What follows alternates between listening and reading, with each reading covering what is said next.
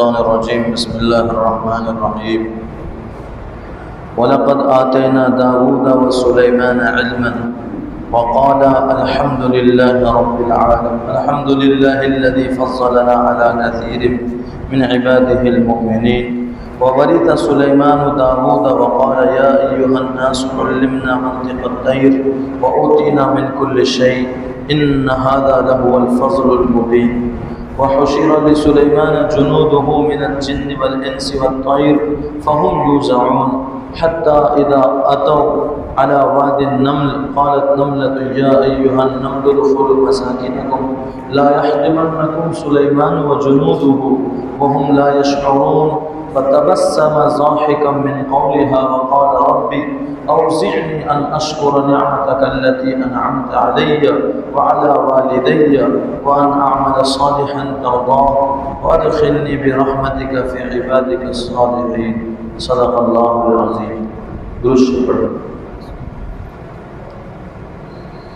میرے محترم بزرگوں اور دینی بھائیوں، یہ سورہ نمل ہے اور سورہ نمل کی آیت جو ہے اصل آپ کے سامنے میں 18 اور 19 کو بیان کرنا ہے. شروع سے ترجمہ دیکھ لیجئے. اللہ تعالیٰ فرماتے ہیں اور تحقیق کہ ہم نے داؤد اور سلیمان کو علم عطا کیا اور ان دونوں نے فرمایا تمام تعریفیں اس اللہ کے لیے ہے جس نے ہمیں فضیلت بخشی اپنے بہت سارے بندوں مومن بندوں پر. اور حضرت سلیمان علیہ السلام داؤد علیہ السلام کے وارث بنے اور فرمایا اے لوگوں ہمیں پرندوں کی بولی سکھائی گئی اور ہمیں بہت کچھ دیا گیا. بے شک یہ اللہ کا یہ بہت ہی بڑا کھلا ہوا فضل ہے.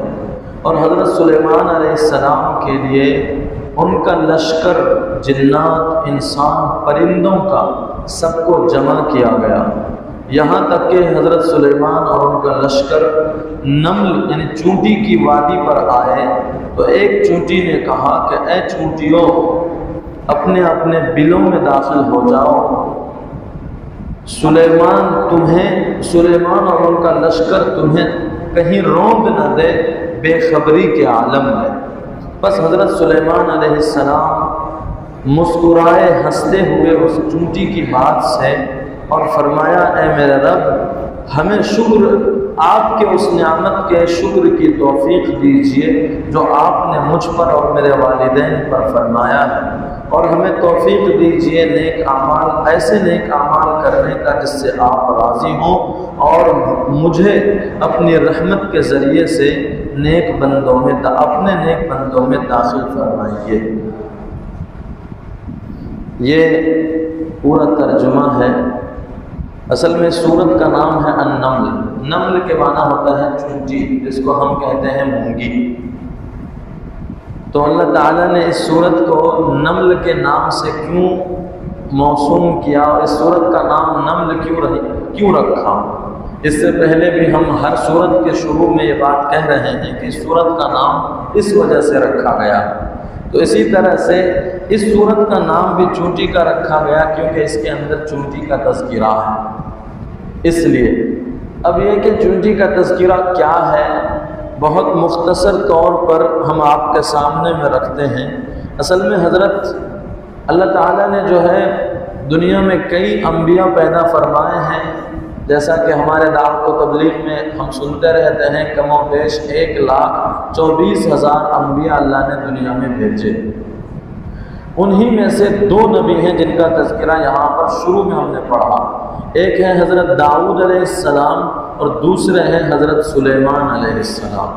داؤد علیہ السلام بیٹے ہیں، والد ہیں، باپ ہیں، اور حضرت سلیمان علیہ السلام کے بیٹے ہیں. حضرت داؤد اور حضرت سلیمان علیہ السلام نبیوں کی طرح نبی ہیں، لیکن ان دونوں میں ایک خاص بات ہے جو تمام نبیوں کو نہیں ملی. وہ خاص بات یہ ہے کہ اللہ تعالیٰ نے ان دونوں کو نبوت کے ساتھ ساتھ، حالانکہ دنیا میں سب سے بڑا اعجاز اور فخر کرنے کی کوئی چیز ہے تو وہ نبی بنایا جانا ہے. اللہ تعالیٰ اپنے بندوں میں سے ایک بندے کو اپنا حکم پہنچانے کے لیے چنتے ہیں اس سے بڑی بات اور کیا ہو سکتی ہے؟ لیکن نبی کے ساتھ ساتھ یہ دونوں نبیوں میں سے ایسے نبی ہیں کہ اللہ تعالیٰ نے ان کو دین کا تو پرچم لہرانے کے لیے دیا ہی تھا، اوپر سے پوری دنیا کی حکومت بھی دی تھی، پوری دنیا کی حکمرانی ان کو دی تھی۔ ان میں بھی حضرت سلیمان علیہ السلام کو اور زیادہ، ہواؤں پر بھی حضرت سلیمان علیہ السلام کی حکومت تھی۔ ہوا جس کو ہم لے رہے ہیں، ہمیں پتہ نہیں چلتا کہاں سے آ رہی ہے، کیسے آ رہی ہے، اور اس کے بعد کیسے ہوا پہنچا رہی ہے، لیکن سلیمان علیہ السلام کی حکومت ہواؤں پر تھی۔ اگر فرما دیتے کہ رک جا تو چاہے پنکھا چلتا رہتا لیکن ہوا نہیں آتی، یہ حکومت تھی ان کی۔ اسی طرح جناتوں پر حضرت سلیمان علیہ السلام کی حکومت تھی، جن کو ہم دیکھ نہیں سکتے۔ اسی طرح پرندوں پر جو اڑتے رہتے ہیں، جن کی بولی ہم نہیں سمجھتے ہیں، وہ کیا بولتے رہتے ہیں، چہچہاتے رہتے ہیں، لیکن پرندوں پر بھی حضرت سلیمان علیہ السلام کی حکومت تھی۔ اور اسی طرح سے لکھا ہے کہ حضرت سلیمان علیہ السلام کا جو تخت تھا، جس پر آپ بیٹھتے تھے، جب کہیں جانا ہوتا تھا نا، سفر کرنا ہوتا تھا، تو جیسے ہم ٹریولنگ کرتے ہیں تو ایک پلاننگ کے ساتھ کرتے ہیں اور بہت کچھ لے کر چلتے ہیں، تو ہم زیادہ سے زیادہ ایک بڑی بس اپنے لیے لے سکتے ہیں، اس میں اپنی پوری فیملی کو بٹھا سکتے ہیں۔ اس سے بھی بڑی زیادہ چیز لیں گے تو ٹرین ہے، پلین ہے، بس اتنا۔ حضرت سلیمان علیہ السلام کا تخت اتنا بڑا ہوتا تھا کہ اس میں جنات بھی سوار ہوتے تھے، ان کے جتنے چہیتے لوگ ہوتے تھے وہ بھی سوار ہوتے تھے، اور 9 دیگ کھانا پکانے کا آتے ہیں، دیکھا نہیں، 9 دیگ ایسے رکھے جاتے تھے اس تخت پر کہ ایک دیگ کے اندر 10 اونٹ کا کھانا بنتا تھا، ایک دیگ کے اندر 10 اونٹ کا کھانا بنتا تھا، تو 9 دیگ سمجھ لیجئے کتنے، 90 اونٹ کا کھانا بنتا ہوں۔ اتنے بڑے بڑے دیگ کہاں رکھے رہتے تھے؟ تخت پر رہتے تھے، اور جہاں جاتے تھے ان سارے دیگوں میں کھانا پکتا رہتا تھا۔ حضرت سلیمان علیہ السلام نگرانی کرتے رہتے تھے، اور جنات تابع تھے آپ کے بڑے بڑے۔ اللہ تعالیٰ نے قرآن کی دوسری جگہ پر ارشاد فرمایا ہے، ہم نے جنات کو ان کے تابع کر دیا تھا، وہ جنات سے بڑی بڑی چیزیں بنواتے تھے، اور سب کے اندر ڈر تھا۔ اسی طرح سے حضرت سلیمان علیہ السلام کی ایک خاصیت تھی، ہم زیادہ سے زیادہ اپنے لوگوں کی نگرانی کرتے ہیں اور ان کی حاضری لیتے ہیں۔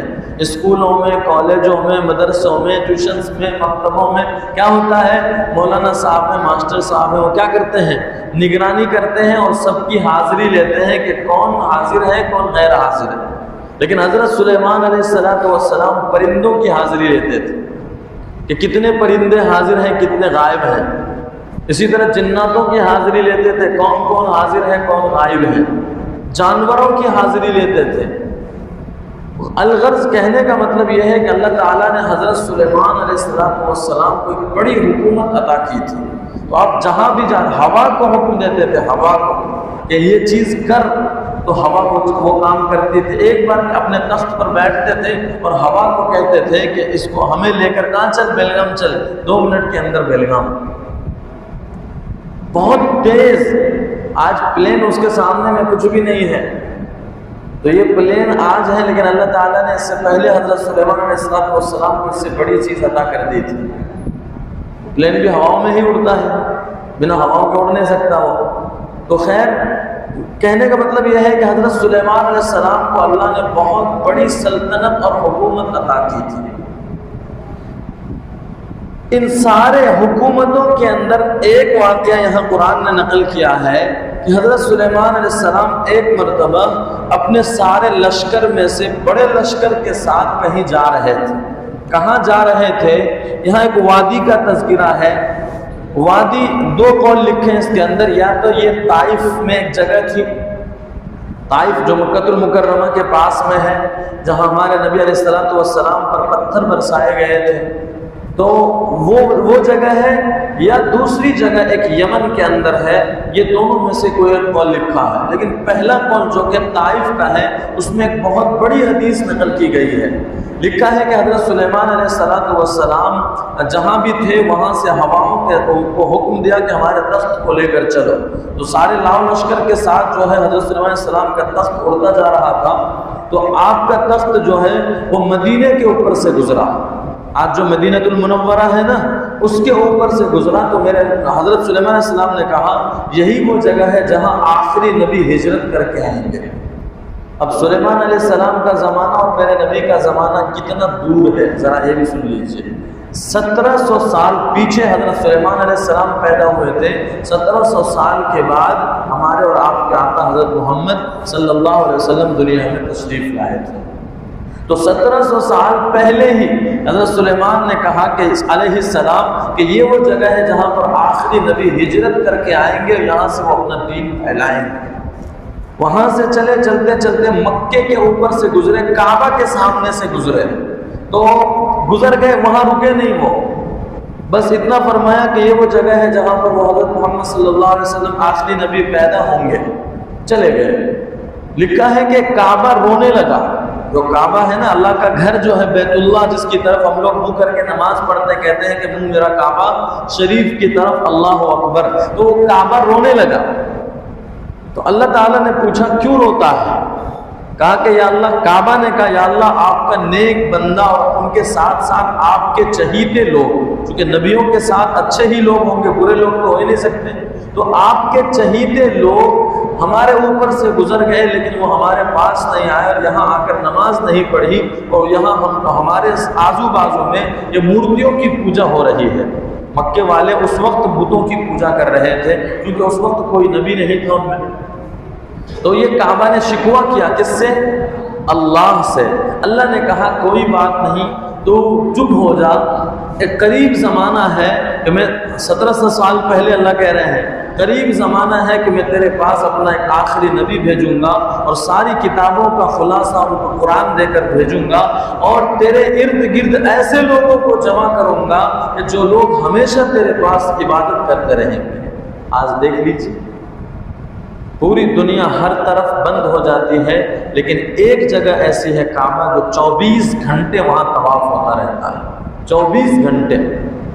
تو اللہ تعالیٰ نے کعبہ سے فرمایا کہ خاموش ہو جا، قریب زمانہ ایسا آنے والا ہے کہ میں تجھے عبادت گزاروں سے بھر دوں گا، تیرے سامنے ہر کوئی سجدہ کرے گا۔ تو وہ کعبہ خاموش ہو گیا۔ اس کے بعد حضرت سلیمان علیہ السلام چلے ہیں تو چلتے چلتے طائف کے اوپر سے گزرے تو وہی جگہ ہے جہاں پر یہ وادی کا تذکرہ ہے کہ وادی نمل میں پہنچے۔ اب یہاں پر تفسیر کے مطابق ہے اتو علی واد النملی کا لفظ ہے، میں وہ پورا نہیں بولتا چونکہ عربی آپ لوگوں کو اتنا زیادہ سمجھ میں آئے گا نہیں، کوئی سبق بھی نہیں پڑھایا جا رہا۔ خلاصہ اس کا یہ ہے کہ ایسا ڈکشنری اور گرامر ہے یہاں پر کہ جس کا مطلب ہوتا ہے آخری سفر، یعنی وہاں اتر جانا، اس لفظ سے اشارہ ملتا ہے۔ تو حضرت سلیمان علیہ السلام اور کے پورے لشکر اس جگہ پر اتر گئے اور الگ کا لفظ اس کا مطلب اوپر سے اترے، اوپر سے اترے اور نیچے کی طرف ایسی جگہ تھی جہاں چونٹیوں کے گاؤں تھے، سمجھ لیجیے جیسے ہمارا گاؤں ہے، گھر ہے، تو اتنا بڑا تو گاؤں نہیں ہوتا ہے لیکن جتنا بھی ہو سکتا ہے کہ اتنا ہو۔ وادی کہہ رہے ہیں اللہ تعالیٰ، تو وادی ایک جگہ کو نہیں کہتے، ایک چیزوں کو، وہاں بہت زیادہ چونٹیاں ہوں گی۔ تو حضرت سلیمان علیہ السلام 3 میل پہلے اس وادی پر جاتے، اس سے 3 میل پہلے، 3 میل بولے تو 1 میل 1.5 کلومیٹر کا کم سے کم و بیش ہوتا ہے، تو 3 میل مطلب 4.5 یا 5 کلومیٹر کے قریب ہوا۔ تو 5 کلومیٹر پہلے حضرت سلیمان علیہ السلام کے کان میں آواز آئی کہ ایک چونٹی آواز دے رہی ہے اپنے ساتھیوں کو، یعنی اپنی چونٹی ساتھیوں کو آواز دے رہی ہے، کہہ رہی ہے اے چونٹیوں، اے چونٹیوں، اپنے اپنے بل میں گھس جاؤ، نہیں تو سلیمان اور ان کا لشکر تمہیں روند دیں گے اور ان کو پتہ بھی نہیں چلے گا۔ یعنی تم لوگ چھوٹے چھوٹے ہو، وہ تو بڑے بڑے لشکر لے کر آ رہے ہیں تو ان کو تھوڑی پتہ چلے گا کہ تم ان کے پاؤں میں آ گئے، اسی لیے تم اپنے اپنے بلوں میں گھس جاؤ۔ حضرت سلیمان علیہ السلام نے آواز سنی ہے۔ اب یہاں اس چونٹی کی خاصیت سنیے، آخر اس چونٹی کا تذکرہ کیوں ہوا، اور ایک حدیث پہلے سن لیجئے۔ میرے آقا علیہ السلام نے ارشاد فرمایا، غالباً حضرت ابو ہریرہ رضی اللہ تعالیٰ عنہ راوی ہیں کہ 4 طرح کی چیزوں کو مت مارو۔ اس کے علاوہ اور بھی دوسری حدیثوں میں دوسرے جانوروں کا تذکرہ ہے، لیکن اس حدیث کے اندر تذکرہ ہے نمبر 1 چونٹی کو نہ مارو، دوسری چیز شہد کی مکھی کو نہ مارو، اس سے پہلے شہد کی مکھی کے بارے میں ہم نے آپ کے سامنے قرآن ہی سے پیش کیا تھا۔ اسی طرح سے اور دو جانور کا تذکرہ ہے. ایک وہ جانور ہے، اب وہ ہمارے زمانے میں پتہ نہیں ملتا ہے کہ نہیں ملتا، ہم نے تحقیق نہیں کی پوری طرح سے. کچھ عجیب و غریب سا نام تھا اس جانور کا. وہ حضرت ابراہیم علیہ السلام کے ساتھ ملک شام سے کعبہ کی طرف آئے تھے بادلوں کے ساتھ میں، تو اس کا ایک تذکرہ سرت یا کچھ نام ہے اس کا عربی میں، اس کے بارے میں نبی نے فرمایا اس کو نہ مارو، اور ایک فرمایا مینڈک کو نہ مارو. یہ سب اپنی اپنی جگہ تشریح ہے. ہم یہاں پر ایک صرف چونٹی کے بارے میں کہ اللہ کے نبی نے فرمایا چونٹی کو نہ مارو، کیونکہ اس نے حضرت سلیمان علیہ السلام کے بارے میں اتنی پیاری بات کہی ہے کہ نبی سے وہ چیز پیش نہیں آ سکتی، وہ چونٹی نے بیان کیا ہے. وہ کیا؟ چونٹی نے اپنی قوم سے اپنے دو چونٹی دوسری چونٹیاں تھے ان کو کہا کہ وہ یعنی سلیمان اور ان کا لشکر تمہیں پیس دیں گے بے خبری کے عالم میں، یعنی ان کو پتہ نہیں چلے گا کہ تم نیچے ہو. تو گویا کہ چونٹی یہ کہنا چاہ رہی ہے کہ وہ جان بوجھ کر نہیں کریں گے. اگر جان بوجھ کر کریں گے تو وہ ظالم ہیں، تو وہ جان بوجھ کر نہیں، بے خبری کے عالم میں انجانے پن میں ایسا ہو جائے گا تو وہ ظالم نہیں ہیں. تو گویا کہ حضرت سلیمان علیہ السلام سے ظلم کو ختم کر رہی ہے کون؟ ایک چونٹی. یہ کہہ رہی ہے کہ حضرت سلیمان علیہ السلام کا لشکر ظالم نہیں ہے، وہ ظلم کی وجہ سے تمہیں نہیں پیسیں گے، بلکہ وہ بے خبر ہوں گے، انجانے پن میں تم ان کو دکھو گے نہیں، اس لیے وہ تم کو پیس ڈالیں گے، اس لیے اپنے اپنے گھروں میں گھس جاؤ. تو یہ بڑی بات اس نے کہی، اس لیے اللہ کے نبی نے فرمایا چونٹیوں کو نہ مارو. اب یہاں سوال ہوتا ہے پھر کاٹتے رہتی ہے تو اس کا کیا کرنے کا؟ اس کو اٹھا کے پیار سے لے جا کے چھوڑ دینے کا کہیں؟ تو دوسری روایت سنیے، تفسیر قرطبی کے اندر یہ روایت ہے. فرمایا کہ حضرت واقعہ عجیب و غریب ہے، بہت ہنسی آتی ہے اس واقعہ کو سننے کے بعد. انبیاء میں ایک نبی آئے ہیں جو بڑے جلال والے ہیں، ایک نبی آئے ہیں جو بڑے خاموش اور ٹھنڈے مزاج والے ہیں. تو جلال والے کون ہیں؟ غصے والے، بہت زیادہ غصہ تھا وہ حضرت موسیٰ علیہ السلام، ان کو بہت غصہ تھا. اور ایک دوسرے نبی ہیں حضرت عیسیٰ علیہ السلام، بہت نرم مزاج تھے. لوگوں نے ان کو پھانسی پر چڑھانے کی کوشش کی بغیر کسی قصور کے، تو چپ چاپ پھانسی پر بھی چلے گئے. جو وہ لوگ ایک وہ بناتے ہیں نا تصویر، وہ لوگ ان کی تصویر، وہ حالانکہ وہ حقیقی تصویر نہیں ہے. حضرت عیسیٰ علیہ السلام کے بارے میں وقت نہیں ہے جو میں بولوں، لیکن وہ حقیقت نہیں ہے. تو حضرت عیسیٰ علیہ السلام بہت نرم دل تھے، حضرت موسیٰ علیہ السلام بہت غصے والے اور جلال والے تھے. ہمارے اس امت کے اندر دو صحابی ایسے ہیں جن کے بارے میں کہا جاتا ہے کہ ایک کے اندر صفت جلال ہے اور ایک کے اندر صفت حلم اور بردباری. وہ حضرت عمر ہے جن کے اندر حضرت موسیٰ علیہ السلام کا غصہ آیا ہوا ہے. میں سناؤں گا بھی بہت. میں جو کل یا کچھ دن پہلے ہی وہ لباس کے بارے میں بات آئی تھی نہیں، تو ایک بات آج ہی ہم نے پڑھی ہے، انشاءاللہ وہ بھی سنا دیتا ہوں آپ کو. حضرت عمر رضی اللہ تعالیٰ عنہ کے اندر صفت جلال ہے حضرت موسیٰ علیہ السلام کا، اور حضرت ابوبکر صدیق رضی اللہ تعالیٰ عنہ کے اندر صفت حلم اور بردباری ہے حضرت عیسیٰ علیہ السلام کا، اور خود اپنے نبی صلی اللہ علیہ وسلم کا. خیر، تو حضرت موسیٰ علیہ السلام کے اندر صفت جلال اور غصہ تھا. ان کا ایک تذکرہ تو بخاری شریف کے اندر خود موجود ہے کہ بنی اسرائیل جو ہیں یہ عجیب و غریب اور نالائق قسم کی قوم تھی، تو یہ اپنے نبی کو بھی نہیں چھوڑتی تھی، اور حضرت موسیٰ علیہ السلام کے بارے میں الزام لگایا. اصل میں یہ کیا کرتے تھے؟ ننگے ہو کر ندی میں نہاتے تھے بنی اسرائیل. اور حضرت موسیٰ علیہ السلام چونکہ نبی تھے اس لیے دور ان سے ہٹ کر کے وہ بھی نہاتے تھے کپڑے وغیرہ نکال کے ہی. ہماری طرح کوئی باتھ روم اور بہت زیادہ فیشن کی چیزیں نہیں تھی جو ماربل اور ٹائلس لگاتے ہیں، جھرنے لگاتے ہیں وغیرہ وغیرہ، شاور واور کیا کیا لگاتے ہیں، ایسا نہیں تھا. سب ندیوں میں نہاتے تھے. حضرت موسیٰ علیہ السلام مارے شرم کے دور نہاتے تھے. تو یہ بنی اسرائیل اپنے نبی کے بارے میں کہہ رہے ہیں کہ لگتا ہے موسیٰ علیہ السلام کے جسم میں کچھ تو ایسی چیز ہے جو وہ چھپاتے ہیں. اشارہ لکھا ہے کہ اصل میں وہ لوگ یوں کہنا چاہتے تھے کہ لگتا ہے کہ موسیٰ علیہ السلام نعوذ باللہ نامرد ہیں، اسی لیے وہ ہم سے دور جا کر نہاتے ہیں. تو حضرت موسیٰ علیہ السلام ایک مرتبہ نہا رہے تھے، پتھر کے اوپر ایک کپڑا رکھا، وہ پتھر آج بھی موجود ہے. ہاں، وہ کوئی 2-3 ایسے یوٹیوبرز ہیں جو یوٹیوب چلاتے ہیں یا فیس بک وغیرہ چلاتے ہیں، وہ ایسے ہی پورے ادھر کے علاقے میں گھومتے رہتے ہیں اور دکھاتے ہیں۔ ان میں سے ایک نے دکھایا تھا کہ یہ وہ ہے پتھر جس کو حضرت موسیٰ علیہ السلام نے سزا دی تھی۔ وہ سزا بھی سناتا ہوں ابھی آپ کو، غصہ سنا رہا ہوں حضرت موسیٰ علیہ السلام کا۔ تو حضرت موسیٰ علیہ السلام جب غسل کر رہے تھے تو اللہ کی مرضی ہوئی کہ یہ لوگ جو ہمارے پیارے اور لاڈلے نبی پر الزام لگا رہے ہیں نامردی کا، تو لہذا ان لوگوں کو دکھا دیا جاوے کہ میرا محبوب، میرا پیارا لاڈلا نبی ایسا نہیں ہے۔ تو اس پتھر پر جو کپڑا رکھا تھا اللہ نے حکم دیا پتھر کو، وہ پتھر اڑ گیا، بڑا چٹان تھا وہ اڑا۔ تو اڑتے اڑتے حضرت موسیٰ علیہ السلام نے دیکھا کہ میرا کپڑا لے کے جا رہا ہے، تو اب جب آدمی کا کپڑا جا رہا ہو تو وہ ہوش حواس کھو دیتے ہیں کہ میں کہاں جا رہا ہوں۔ پھر باتھ روم کے اندر آپ گئے اور جانے کے بعد سب کچھ نکال دیا اور اس کے بعد اندر سے سانپ نکلا، تو آپ کپڑے لیں گے؟ ہوش میں ہی نہیں آتا کہ کپڑے لینا، پہلے جان بچاؤ۔ تو اسی طرح ایک ایسا یوں سمجھ لیجئے کہ فطرت اور نیچر کی چیز ہے۔ حضرت موسیٰ علیہ السلام کپڑے کے لیے دوڑے، ہاتھ میں کوڑا لیے ہوئے، تو میرا کپڑا، لیکن وہ پتھر اڑتے اڑتے کہاں گیا؟ وہ جہاں قوم نہا رہی تھی وہاں جا کر رک گیا۔ حضرت موسیٰ علیہ السلام نے جلدی سے لیا اور جانے کا، اتنے میں یہ لوگ جو ہیں حضرت موسیٰ علیہ السلام کو دیکھ لیے کہ نامرد نہیں ہے۔ تو موسیٰ علیہ السلام جلدی سے کپڑا لے کر لپیٹ لیا۔ غصہ اتنا تھا کہ پتھر پر اتنے زور سے کوڑا مارا کہ آج کے سالوں سال گزر گئے ہیں، آج بھی وہ کوڑے کا داغ موجود ہے پتھر کے اوپر۔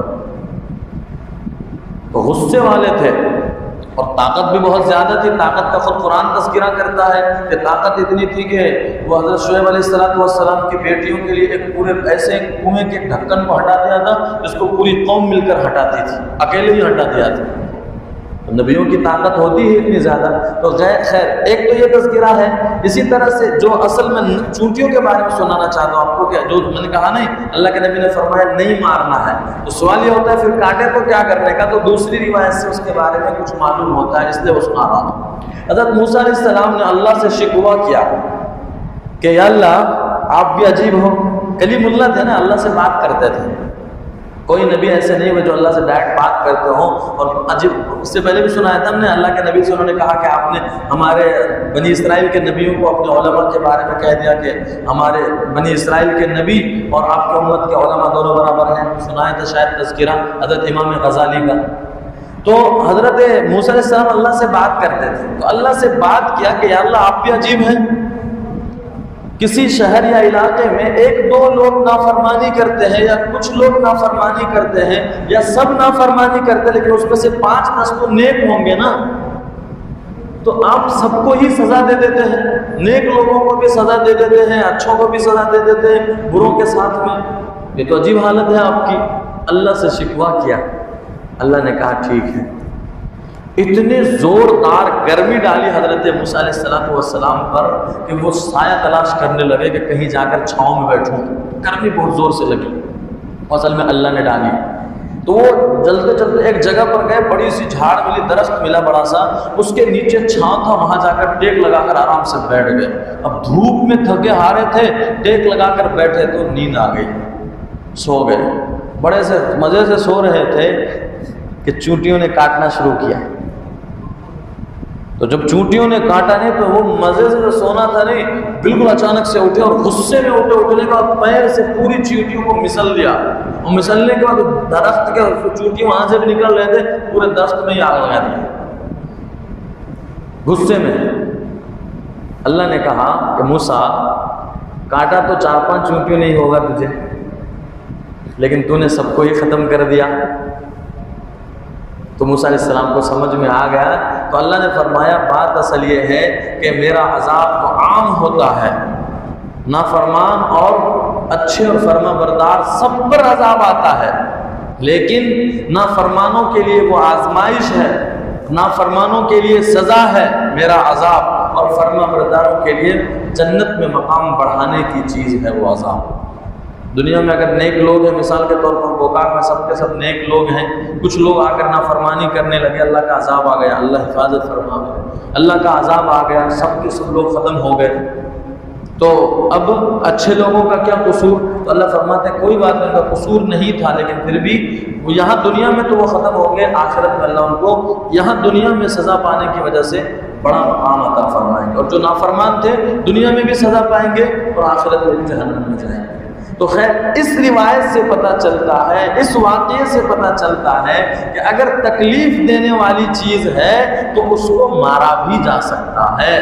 اللہ نے یہ نہیں کہا کہ کیوں مارا، حرام کام کیا، بلکہ حضرت موسیٰ علیہ السلام کو اتنا سمجھایا کہ آپ نے جیسا کیا نا ایسا ہی میرا عذاب آتا ہے۔ مطلب یہ ہے کہ اگر چونٹی وغیرہ تکلیف دینے والی ہو تو اس کو مارا بھی جا سکتا ہے، لیکن اتنا ہے کہ اللہ کے نبی نے روایت میں فرمایا ہے کہ آگ لگا کر نہ مارو، آگ لگا کر نہ مارو کسی بھی جاندار کو۔ یہ میری شریعت ہے، جس کو یہ لوگ آج الزام لگاتے ہیں کہ مسلمان جیو ہتیا کرتے ہیں۔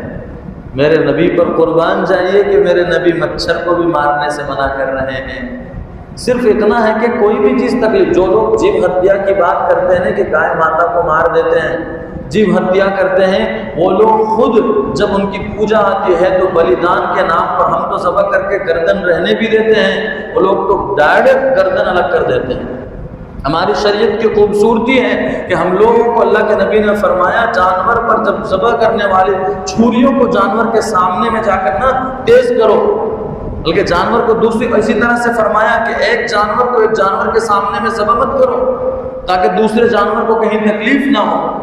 تو پھر ان کے سوال کا جواب یہ ہے کہ پھر تم گائے کو کیوں ذبح کرتے ہو؟ اس کا جواب یہ ہے کہ اللہ نے اس کو پیدا ہی کیا ہے ذبح ہونے کے لیے، اس لیے اب یہ کہ ان کا عقیدہ ہے تو بات الگ ہے، عقیدہ ہے تو پھر ہمارے اسلام میں یہ بھی ہے کہ ان کے عقیدے کو ٹھیس نہ پہنچاتے ہوئے ان کے سامنے ہم نہیں جا کر کچھ کریں گے۔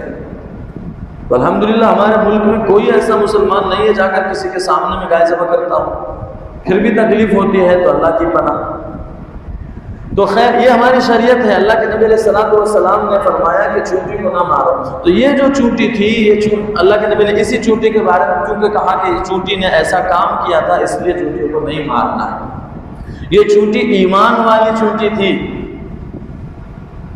ہاں کہ فرمایا چونکہ اس کا تذکرہ کیوں ہوا یہاں پر، اور لکھا ہے تفسیر کے اندر کہ اصل میں حضرت سلیمان کا یہ واقعہ آنے سے پہلے ہی اللہ نے اس چونٹی کو عقل اور فہم دی تھی اور ان کو نبیوں کے نام بھی بتلائے تھے، اسی لیے یہ چونٹی کہہ رہی ہے اپنی چونٹیوں کو کہ سلیمان تم کو کہیں پیس نہ ڈالے اپنے پاؤں سے۔ تو چونٹی کو سلیمان علیہ السلام کا نام کیسے معلوم؟ تو اللہ تعالیٰ نے پہلے ہی سکھایا تھا اس چونٹی کو۔ تو خیر میرے بزرگوں خلاصہ یہ ہے کہ اللہ تعالیٰ نے سلیمان علیہ السلام کو یہ طاقت عطا کی تھی کہ سلیمان علیہ السلام ہر چیز کو سمجھتے تھے اور پرندوں کی بھی بات سنتے تھے اور سمجھتے تھے۔ تو چونٹی کی اب یہاں ایک آخری واقعہ سنا دیتا ہوں کہ جب یہ چونٹی نے اپنے چونٹیوں کو آواز دے کر کہا کہ تم سب کے سب اپنے بلوں میں چلے جاؤ، سوراخوں میں چلے جاؤ، گھروں میں چلے جاؤ، نہیں تو سلیمان تمہارے ساتھ ایسا کر دیں گے۔ حضرت سلیمان علیہ السلام نے 4.5 کلومیٹر پہلے سن لیا تو اپنے لشکر میں سے بعض کو کہا کہ اس کو پکڑ کے لاؤ میرے پاس، جس نے یہ اعلان کیا ہے۔ تو بلایا، چونٹی کو پکڑ کے لایا گیا۔ حضرت سلیمان علیہ السلام کے بہت عجیب سا واقعات یاد آ رہے ہیں مجھے، بہت ساری باتیں لکھی ہیں اس چونٹی کے بارے میں۔ پہلے یہ واقعہ سن لیجئے۔ حضرت سلیمان علیہ السلام نے پکڑ کے اس کو منگوایا اور اس کے بعد اس کو اپنے سامنے میں رکھا، اس کو پوچھا کہ تو نے کیوں اپنی قوم کو مجھ سے ڈرایا؟ تجھے پتا نہیں ہے کہ میں انصاف والا نبی ہوں، میں انصاف والا نبی ہوں، تجھے پتا ہے، پھر بھی تو نے ڈرایا اپنی قوم کو کہ میں ظلم کروں گا اس کے اوپر۔ تو چونٹی نے جواب کیا دیا؟ اس چھوٹی سی چونٹی نے جواب دیا کہ آپ نے سنا نہیں میری بات کو؟ میں نے کہا وَهُمْ لَا يَشْعُرُونَ، آپ جان بوجھ کر نہیں کریں گے، بھولے سے ہو جائے گا، آپ سے انجانے میں ہو جائے گا۔ میں نے یہ کہا ہے اپنے قوم کو، میں نے یہ نہیں کہا کہ آپ ظلم کریں گے۔ دونوں واقعہ صحیح بات ہے۔ چونٹی نے جواب دیا حضرت سلیمان علیہ السلام کو، میں نے یہ نہیں کہا کہ آپ ظلم کریں گے، میں نے آپ کے ظلم سے نہیں ڈرایا ان کو، میں نے تو ان کو کہا کہ وہ ان کے لشکر اور وہ جو ہیں بے خبری کے عالم میں انجانے پن میں تم کو پیس کر رکھ دیں گے، مسل کر رکھ دیں گے۔ تو سلیمان علیہ السلام نے کہا کہ ٹھیک ہے تو مجھے کچھ نصیحت کر۔ اس واقعے سے پتہ چلتا ہے کہ بڑوں کو اپنے چھوٹوں سے بھی، اگر ایسا ہے کہ چھوٹوں کے پاس عقل ہے تو بڑے بھی چھوٹوں سے نصیحت لے سکتے ہیں، نہیں سمجھے؟ بھائی ہم مثال کے طور پر ہم ہیں، ایک استاذ ہیں اور ہمارے سامنے پڑھنے والے مکتب کے بچے ہیں، لیکن مکتب کے بچوں کو کچھ اچھی باتیں معلوم ہیں، تو استاد کہے بند کرو، کیا سکھاتے تم، ہمارے پاس بہت علم ہے. ایسا نہیں. اس واقعے سے پتہ، اس کے علاوہ کئی واقعات ایسے ہیں. ہمارے نبی نے صحابہ کرام سے بہت ساری چیزیں پوچھی ہیں، تو بڑوں کو بھی چاہیے کہ اپنے چھوٹوں سے بھی کچھ سیکھے. چھوٹوں سے نہیں. ہمارے نبی صلی اللہ علیہ وسلم تو فرماتے ہیں الحکمت ضالۃ المومن، کہ اچھی باتیں تو مومن کی کھوئی ہوئی پونجی ہے، کھویا ہوا رقم ہے، درہم و دینار ہے، کہیں بھی ملے لے لو. اسی لیے کسی غلط آدمی سے بھی اچھی باتیں مل رہی ہو نا، وہاں سے بھی لے لینا چاہیے. جی تو خیر، حضرت سلیمان علیہ السلام کا نصیحت کر مجھے، تو اس نے 3 نصیحتیں کی. اس کے بعد حضرت سلیمان علیہ السلام بس اتنا ہی کہا کہ آپ کو پتہ ہے کہ آپ کے ابا کا نام داؤد کیوں تھا؟ کہا نہیں. تو چونٹی نے کہا اصل میں انہوں نے اپنے قلب کا علاج کیا تھا. داوا یداوی، اس کے معنی ہوتا ہے علاج کرنا، اسی سے داؤد بنا ہے. تو کہا کہ داؤد اس لیے نام رکھا کہ انہوں نے اپنے دل کا علاج کیا تھا. کیا مطلب؟ دل کو دنیا کی ساری برائیوں سے پاک کیا تھا، اسی لیے ان کا نام داؤد رکھا گیا. آپ کو پتہ ہے کہ آپ کا نام سلیمان کیوں ہے؟ چونٹی کہہ رہی ہے حضرت سلیمان علیہ السلام کو، آپ کو پتہ ہے آپ کا نام سلیمان کیوں ہے؟ نہیں. اس لیے کہ سلیمان سلیم، سلامت سے بنا ہے، اور سلامتی، آپ کا دل سلامت ہے، آپ کے دل میں سب چیزوں کی محبت ہے، سلیم ہے آپ کا. سلیم بنا ہر چیز کی محبت پیدا ہو جائے جس دل کے اندر، اس کو سلیم الصدر کہا جاتا ہے. تو آپ کا دل ہر چیز سے سلامت ہے، برائیاں نہیں آپ کے دل میں، اسی لیے اللہ نے آپ کا نام سلیمان رکھوایا. پھر ٹوٹے نے کہا آپ کو پتہ ہے اللہ نے آپ کے تابع ہوا کو کیوں کر دیا؟ ہوا کو آپ جہاں حکم دیتے ہیں ہوا چلتی ہے اور چلی جاتی ہے آپ کو لے کر، تو ہوا کیوں آپ کے تابع ہے؟ پتہ ہے آپ کو؟ نہیں. گڈی سی مخلوق ہے، بڑے سے نبی کو نصیحت کر رہی ہے. تو حضرت صلی اللہ علیہ وسلم کا نہیں کہا کہ اصل میں اللہ تعالیٰ آپ کو یہ بتلانا چاہتے ہیں کہ یہ پوری دنیا ہوا ہے، اس کی کوئی اہمیت نہیں ہے، اصل چیز اللہ ہے اور اللہ کی فرما برداری ہے. چونٹی نے نصیحت کی ہے یہ. ہاں تو اور بھی بہت سارے واقعات ہیں میرے بزرگوں، ان کو سب کو چھوڑا جاتا ہے. ایک چونٹی سے ہمیں سبق دیا جا رہا ہے، اور حضرت سلیمان علیہ السلام کے واقعے سے ہمیں سبق دیا جا رہا ہے کہ ہم اللہ کے فرما بردار بنیں. اللہ کے فرما بردار بنیں گے تو ایک مقولہ ہے عربی میں، من کان للہ کان اللہ لہ، جو آدمی اللہ کا بن جاتا ہے اللہ اس کے بن جاتے ہیں. جب اللہ اس کے بن جاتے ہیں تو ساری دنیا اس کی ہو جاتی ہے. سلیمان علیہ السلام کے لیے ساری دنیا کیوں ہو گئی تھی؟ کیونکہ سلیمان علیہ السلام اللہ کے تھے. اسی لیے آج کی سبق کا خلاصہ یہ ہے کہ ہمیں بھی اللہ کا بن جانا چاہیے، اپنے آپ کو اللہ کے حوالے کرنا چاہیے، نیک بننا چاہیے، تاکہ اللہ تعالی ہمارے ہو جاوے تو ساری دنیا ہمارے لیے ہو جائے. وآخر دعوانا الحمدللہ رب العالمین.